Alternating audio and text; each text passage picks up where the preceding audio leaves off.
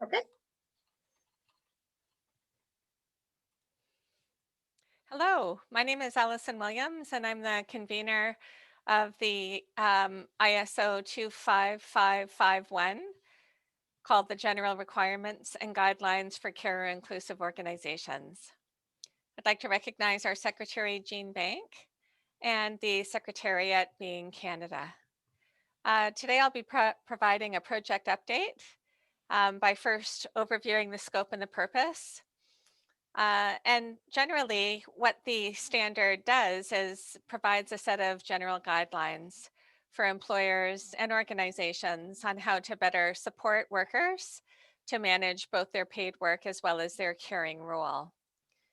The document includes a framework and provides guidance and suggestions for how employers and organizations can develop and implement workplace policies, programs, and approaches to support worker carers. And the focus is really done in conjunction with an organization's management system uh, through their HR department and their human resource programs, for example, as well as inclusion and diversity and inclusion programs, or potentially even on its own in the absence of a formal workplace program to support working carers.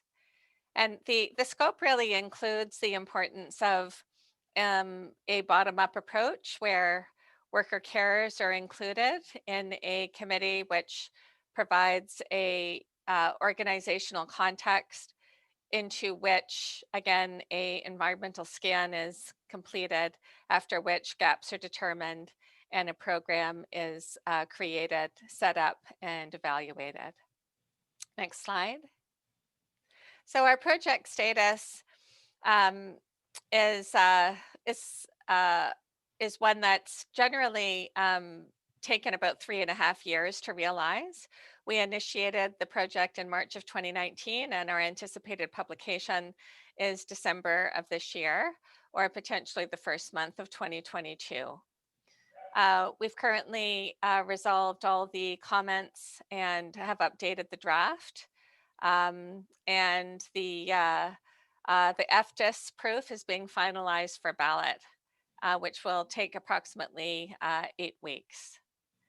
And we have had participation from approximately 15 member countries, and we had started with a document which had already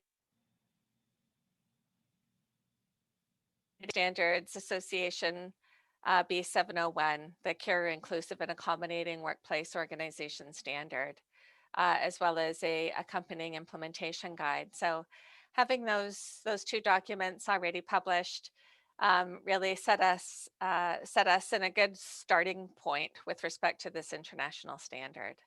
Next slide. So the outcomes of the review process have really informed and improved the final product, the ISO standard, as it has allowed uh, us to update terms to reflect current global use and inclusion of, again, these new terms through a glossary of terms such as, for example, caregiving and caregiver, as well as family and young carers, and so on and so forth. We've also made some structural changes to provide clarity between both requirements as well as recommendations. So again, being able to differentiate those two categories.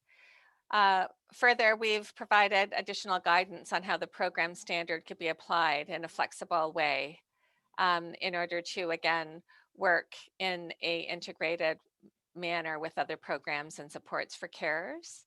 And finally, provided new guidance on emergency events such as pandemics, young carers, carers with disabilities, and technology access. And then finally, we'd like to leave you with a few additional resources for your information. Thank you very much for your attention, and certainly do be in touch if you have any questions, comments, or any need for additional information. Thanks very much and have a great day.